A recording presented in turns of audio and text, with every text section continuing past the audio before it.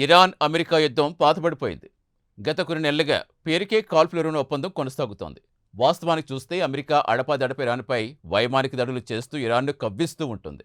దీనికి ప్రతీకారంగా ఇరాన్ కూడా అమెరికాపై కసిని దాని మిత్ర దేశాలైన గల్ఫ్ దేశాలపై చూపిస్తూ ఉంటుంది.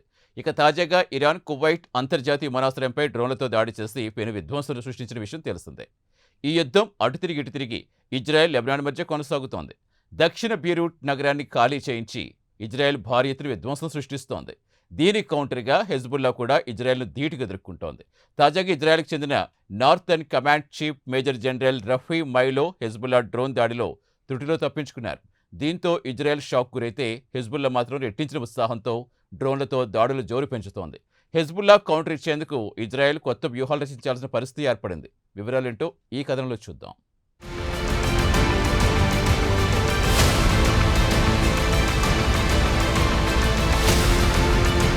ఇరాన్ అమెరికా యుద్ధం అటు తిరిగి ఇటు తిరిగి ప్రస్తుతం ఇజ్రాయెల్ లెబనాన్ మధ్య సాగుతోంది.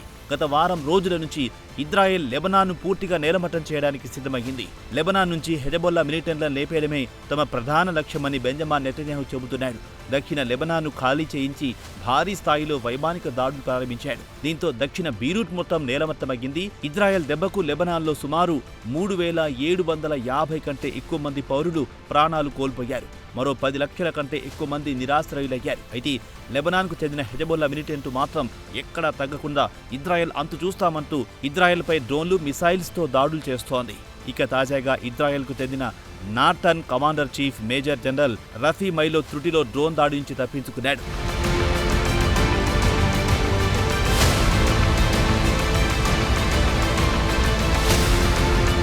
ఇజ్రాయెల్కు చెందిన senior military commander Rafi Milo దక్షిణ లెబనాన్ పర్యటనకు వచ్చినప్పుడు హెజబొల్లా మిలిటెంట్లు గురిచూసి డ్రోన్లతో దాడి చేశారు. కాగా రఫీ మైలో వాహనం దిగిన క్షణాల్లో డ్రోన్ పేలిపోయింది. ఆయన మాత్రం త్రుటిలో ప్రాణాలతో తప్పించుకున్నాడు. ఈ దాడితో ఇజ్రాయెల్ మిలిటరీ పూర్తిగా షాక్కి గురయ్యింది. అదే సమయంలో హెజబొల్లా మాత్రం డ్రోన్లు ప్రయోగించడంలో బాగా అనుభవం గడించింది. ఇక హెజబొల్లా మిలిటెంట్లు యుక్రెయిన్ నుంచి ఈ యుద్ధతంత్రం నేర్చుకుంది. యుక్రెయిన్ కూడా రష్యాపై పెద్ద ఎత్తున డ్రోన్లతో దాడులు చేసి పుతిన్కు చుక్కలు చూపిస్తోంది. ఇక హెజబొల్లా రెట్టించిన ఉత్సాహంతో కథన రంగంలో దూసుకుపోతోంది. ఇజ్రాయెల్ మాత్రం డ్రోన్లను ఎలా అడ్డుకోవాలో తెలియక తలపట్టుకుంటోంది. కౌంటర్ డ్రోన్ సిస్టమ్కు వ్యూహాలు రచించడానికి కసరత్తు చేస్తోంది. దీంతో లెబనాన్ సరిహద్దుల్లో మరోమారు తీవ్ర ఉద్రిక్త పరిస్థితులు నెలకొన్నాయి. కాగా ఇజ్రాయెల్ మీడియా కూడా హెజబొల్లా నార్థర్న్ కమాండర్ చీఫ్ను థర్మల్ ఇమేజింగ్ డ్రోన్ ద్వారా చంపడానికి యత్నించిందని వెల్లడించింది.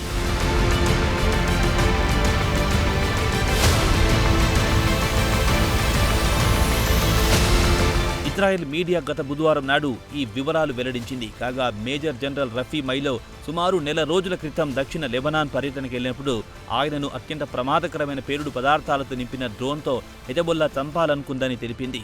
రఫీ మైలో కాన్వాయ్ దక్షిణ లెబనాన్ పర్యటనకు వచ్చినప్పుడు ఈ దుర్ఘటన జరిగింది. మైలోతో పాటు ఒక లేడీ ఆఫీసర్ వాహనం నుంచి దిగిన కొన్ని క్షణాల్లోనే డ్రోన్ నేరుగా వచ్చి వాహనాన్ని ఢీకొట్టింది. త్రుటిలో సీనియర్ కమాండర్తో పాటు మహిళా అధికారి తప్పించుకున్నారు. ఒకవేళ సీనియర్ కమాండర్ డ్రోన్ దాడిలో ప్రాణాలు కోల్పోయి ఉంటే హెజబొల్లా భారీ విజయాన్ని తన ఖాతాలో వేసుకునే అవకాశం ఉండేది.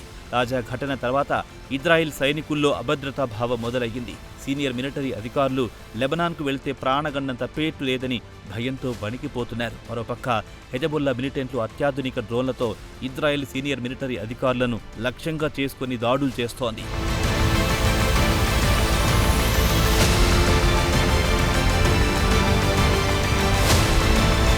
కాగా ఈ డ్రోన్ దాడికి సంబంధించిన ఫుటేజ్ని హెజబొల్లాకు చెందిన మిలిటరీ మీడియా విడుదల చేసింది. ఈ ఫుటేజ్ని థర్మల్ ఇమేజింగ్ టెక్నాలజీ ద్వారా రికార్డ్ చేసింది. అయితే గత వారం ఇజ్రాయెల్ లెబనాన్లో 900 సంవత్సరాల పురాతనమైన బ్యూపోర్ట్ క్యాసిజల్ స్వాధీనం చేసుకున్నట్టు వెల్లడించింది. అయితే తాజాగా రికార్డ్ చేసిన వీడియోలో డ్రోన్ పేలిన ప్రాంతంలో ఎక్కడా ఇజ్రాయెల్ మిలిటరీ ఆనవాళ్లు కనిపించలేదు. కాగా ఈ ఫుటేజ్ని హెజబొల్లా మిలిటరీ ఒక మెసేజ్ని కూడా చూపించింది. మేమొచ్చాం, కానీ అక్కడ ఇజ్రాయెల్ సైనికులు ఒక్కరు కనిపించలేదనేది ఆ సందేశం. ఇక ఈ మెసేజ్ ఇజ్రాయెల్ మీడియాలో పెద్ద ఎత్తున ప్రచారం చేశారు. ఎందుకంటే ఈ మెసేజ్ ఇజ్రాయెల్ను నేరుగా హెజబొల్లా సవాల్ చేసినట్టుంది. కాగా దక్షిణ లెబనాన్లో హెజబొల్లాకు మంచి పట్టుంది. ఇక నెతన్యాహు కూడా అదే చెబుతున్నాడు. వెంటనే దక్షిణ బీరూట్ నగరం ఖాళీ చేయండి, మేము హెజబొల్లా మిలిటెంట్లను లేపేస్తామంటూ బీరూట్ను ఖాళీ చేయించాడు.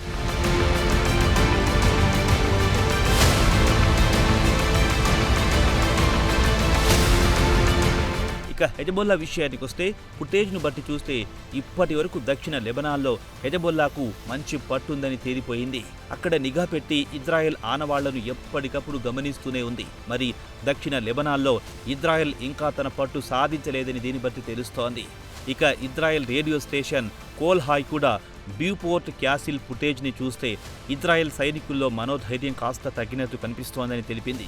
ఇక ఇజ్రాయెల్ మిలిటరీ మొట్టమొదటిసారి హెజబొల్లా వద్ద అత్యాధునిక నైట్ విజన్ థర్మల్ ఇమేజింగ్ సామర్థ్యం సంపాదించుకోగలిగిందని అంగీకరించింది.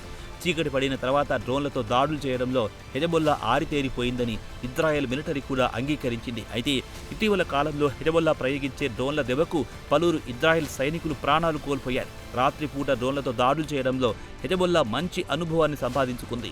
ఇజ్రాయెల్కు చెందిన కేఎన్ బ్రాడ్కాస్టర్ కూడా ఇటీవల దక్షిణ లెబనాన్లో హెజబొల్లా మిలిటెంట్లు రాత్రిపూట ప్రయోగించిన డ్రోన్ దాడుల్లో 2 సైనికులు ప్రాణాలు కోల్పోయారని, ఇలాంటి డ్రోన్ దాడుల్లో మరో 10 మంది వరకు గాయపడ్డారని తెలిపింది.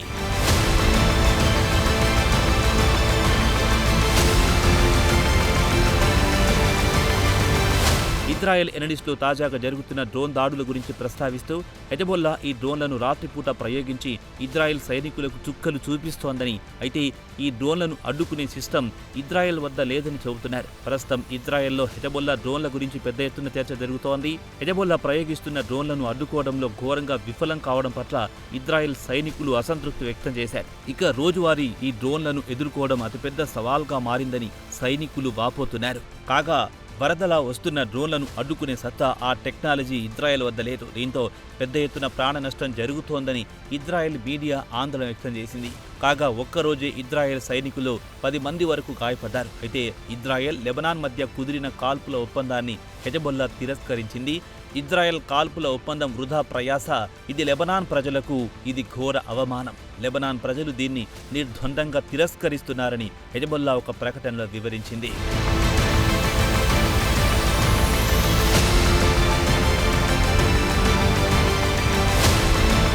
ఇక ఇజ్రాయెల్ లెబనాన్కు మధ్య కుదిరిన కాల్పుల ఒప్పందంలో భాగంగా లెబనాన్లో హైలైట్ సెక్యూరిటీ జోన్ను ఏర్పాటు చేయాలని, హెజబొల్లాను నిషేధించాలని ఒప్పందం కుదుర్చుకున్నాయి. అదే సమయంలో లెబనాన్ ప్రభుత్వం హెజబొల్లాను బతిమాలి ఇజ్రాయెల్పై దాడులు చేయకుండా ఆపాల్సిన బాధ్యత లెబనాన్ ప్రభుత్వానిది. కాగా America president Donald Trump white హౌస్లో మాట్లాడుతూ తాను హెజబొల్లాతో పాటు ఇజ్రాయెల్ ప్రధానమంత్రి బెంజమిన్ నెతన్యాహుతో మాట్లాడానని, చర్చల్లో పురోగతి కనిపించిందని చెప్పారు. అయితే చర్చల్లో హెజబొల్లా నాయకులు మాత్రం పాల్గొనలేదు. అయితే దక్షిణ లెబనాన్ నుంచి హెజబొల్లా ఫైటర్లు తప్పుకోవడంతో పాటు ఇజ్రాయెల్పై కాల్పులు జరపరాదనేది ఇజ్రాయెల్ లెబనాన్ ప్రభుత్వం మధ్య కుదిరిన ఒప్పందం. కాగా హెజబొల్లా ఫైటర్లు మాత్రం కాల్పుల ఒప్పందాన్ని తిరస్కరించారు. తాము ఇజ్రాయెల్కు లొంగే ప్రసక్తే లేదని తేల్చి చెప్పారు. కాగా దక్షిణ బీరూట్ విషయానికి వస్తే హెజబొల్లా మిలిటెంట్లకు గట్టి పట్టుంది. ఇక్కడి ప్రజలు, దుకాణదారులు కూడా కాల్పుల ఒప్పందం కొనసాగడం అవమానమేనని అంటున్నారు. అయితే దక్షిణ బీరూట్కు చెందిన పలువురు పౌరులు కూడా ఇజ్రాయెల్పై తీవ్ర స్థాయిలో మండిపడుతున్నారు.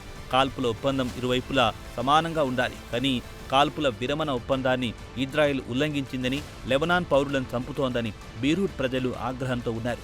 లెబనాన్ ప్రభుత్వం ఇజ్రాయెల్కు పూర్తిగా లొంగిపోయిందని, ఇది శాంతి ఒప్పందం కాదు, సరెండర్ అగ్రిమెంట్ అంటూ హెజబొల్లాతో పాటు బీరూట్ ప్రజలు లెబనాన్ ప్రభుత్వంపై మండిపడుతున్నారు. మొత్తానికి కాల్పుల విరమణ ఒప్పందం నిలబడే అవకాశం మాత్రం లేవు.